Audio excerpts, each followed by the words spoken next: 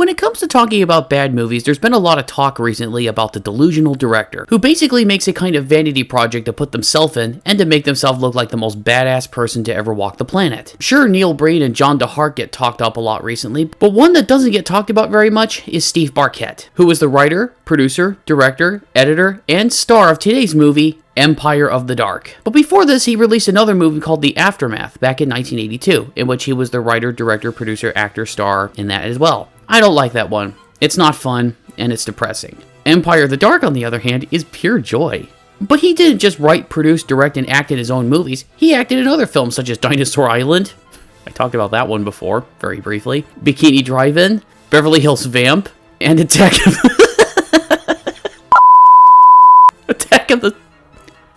the 60-Foot Centerfolds, and Wizards of the Demon Sword. The film opens in what I believe is hell. I don't think the movie ever made this clear. We see an evil priest character played by Richard Harrison of Godfrey Ho movie fame, whether he likes it or not. Anyway, Richard Harrison is prepping a ceremony to sacrifice a woman and her baby, while also sacrificing another woman.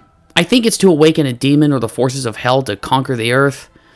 Again, it's not clear. We have our opening credit sequence, which is pretty cool for a low-budget film. It even has an orchestral score, credited to a John Morgan. Given the low budget, I thought they would use public domain music and stuff like that, but no, they went for a full orchestra.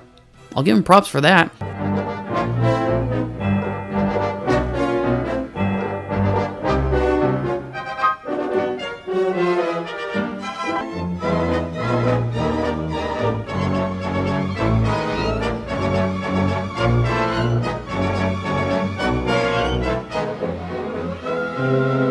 Also, Fred Olen Ray is one of the co-producers on this film, which doesn't surprise me, as Steve Barkett starred in several of his movies like Beverly Hills Vamp, Wizards of the Demon Sword, Hard Bounty, Star Hunter, and of course, Attack of the 60-Foot Centerfolds. Anyway, Barkett plays our lead, a cop named Richard Flynn, who gets a call from his girlfriend, Angela. Richard, I've got to see you right away. Now, 24 hours ago, you said you could never see me again. Now, what's going on? I can't talk now, but believe me, Richard, I wouldn't call you if I knew anyone else to turn to. I'm at the Maple Street warehouse. Okay, Angela. I'll be there. Angela? Angela? He heads to the warehouse to find her, and of course, something's up. He hears her scream for help, and he gets into action. I'm probably going to say this a lot throughout the review, but man, I love how Barkett tries to look badass, especially against these guys in masks. Angela! Angela!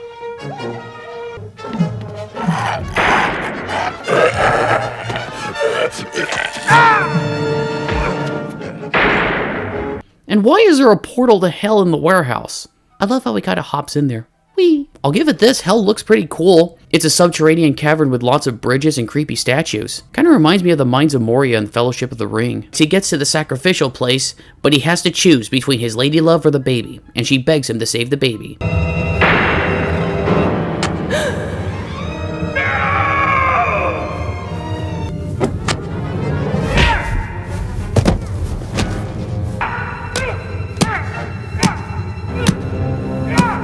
And he begrudgingly leaves hell with the little kid. We cut to 20 years later and he lives in a cabin with a girlfriend and oh gosh. Keep your shirt on, bitch tits! Anyway, he lives with his girlfriend and he trains in combat with this warrior woman person. And again, Barkett makes himself as a real ladies' man in this movie. It's kind of silly. How about lunch? You're too much. I'm late. I'll see you next Thursday.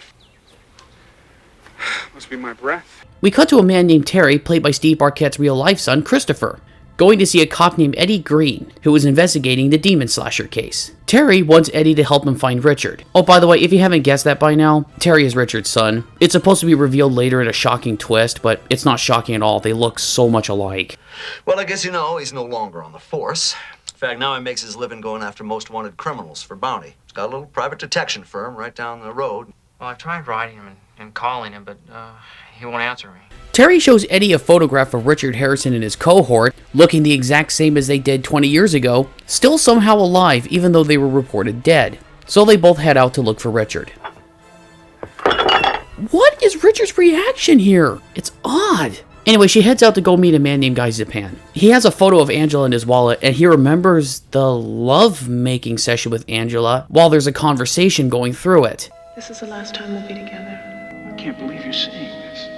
You know no one will ever love you as much as I do. Is this supposed to show off just how manly he is in his sexual prowess? I can't imagine why your wife left you. You're an old man who dresses like a Hooters waitress.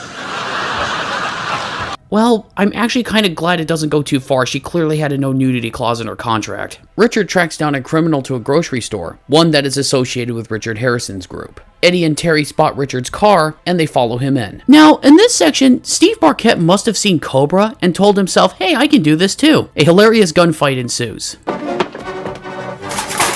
Get down!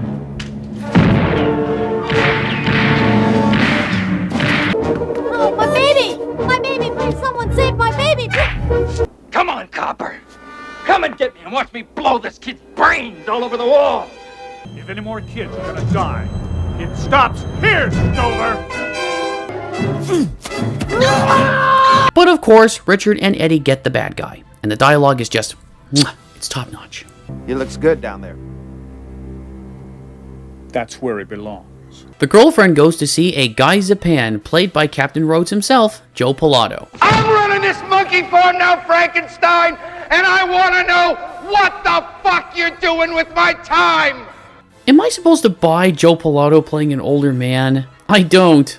He just looks silly, especially with that wig. Anyway, he contacted her personally because he's been searching for the killer of his daughter. You know, this girl right here at the beginning. And he believes he has found them. They are here, Miss Brent, within the boundaries of Lava Springs.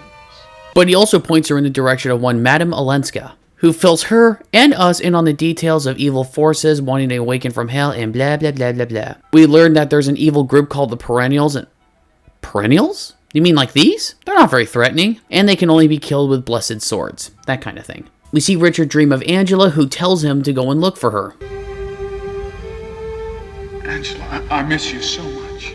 But you must come for me. There's little time left. But why can't we just leave now?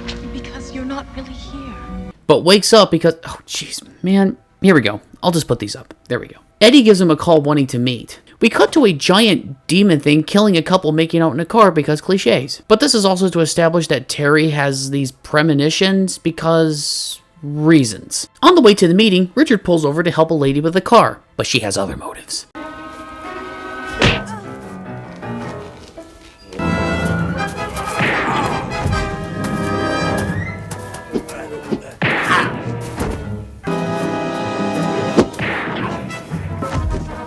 Again, I just love how he tries to look badass here, but it looks like he's LARPing with his friends. The best way I can describe these villains is that they're kind of like orc Jawas. This action sequence, along with the one at the end, goes on for too long, and normally overlong action sequences start to bore me. But I'm not bored with the action sequences in this movie because, again, it's very funny watching Steve Barkett try to be a badass. He just looks so schlubby. I'm not trying to make fun of him because I love this movie, but come on, I just have to point this out. He escapes his pursuers via the river and just shows up at the church without incident. He doesn't even show up all disheveled or injured to heighten tension. And it's not even really brought up. You show me a picture of two guys that I killed 20 years ago. And this kid says he took it 2 weeks ago. And then it, Eddie, not only are they not dead, they haven't aged. And you're surprised I'm skeptical? The nun is hearing all this, you know. Shouldn't she be calling the police? No? Okay. Richard is camping outside because that's what men do, and once again dreams of Angela. I tried to warn you, Richard. Bitch, you didn't even warn him of anything the first time around. All you did was this. I must warn you about something. You have to go now. He's coming. Who's coming? I don't know what you mean. Warn me about what? About the men with the swords at the waterfall. There is much danger. Eddie joins him by the campfire, and Richard warns that the bad guys are back. Richard goes to talk to the nun, and whoa, this is an awkward edit. What Brian Devery was like has nothing whatsoever to do with Terry. And she reveals what we all knew the whole time.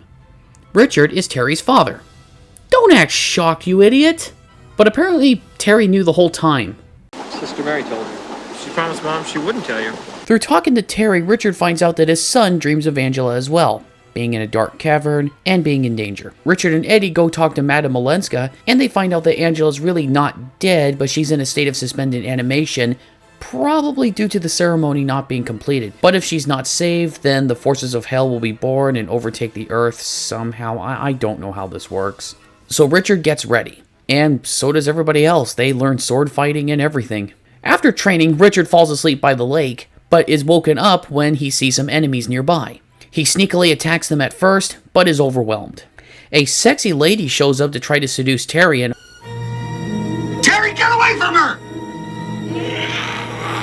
Oh my gosh, Butterface.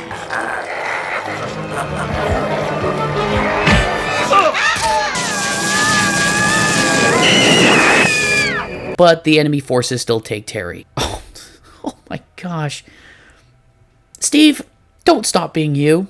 Richard and Eddie somehow find the entrance to hell. You figure that one out. The satanic ceremony is about to begin, but Richard goes down and goes all John Matrix on these guys. Holy crap.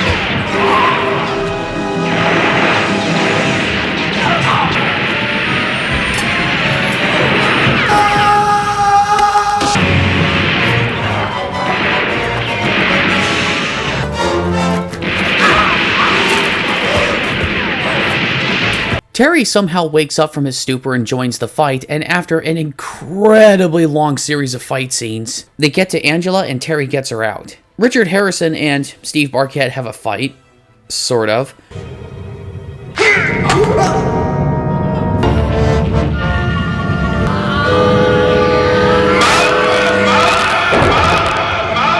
Okay, that's actually kind of funny. Taking a break for a second, I really do admire the effort in this movie. There's mats, there's miniatures, there's stop motion animation, there's sets, and most of all, the movie is just pure fun. Yes, I know the story doesn't make a whole lot of sense, and yes, it's insanely low budget, but this movie really is saved by its charm. I really gotta hand it to Steve Barkett. He put a lot of effort into this thing. But then the big demon creature, I still don't know what this is called, is summoned to attack Richard. It looks like it's Curtains for Rich, but then... How did he make it down to hell? Really? How? I don't get it. Nobody who has seen this movie has gotten it.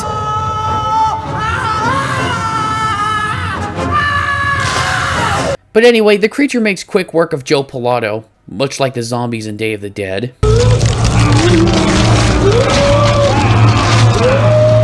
But I have to admit, this climax with the creature is a little, well, anticlimactic.